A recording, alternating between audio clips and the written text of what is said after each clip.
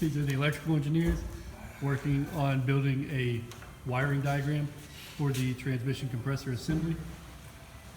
Mind if I get a picture? Sure. That's what it looks like.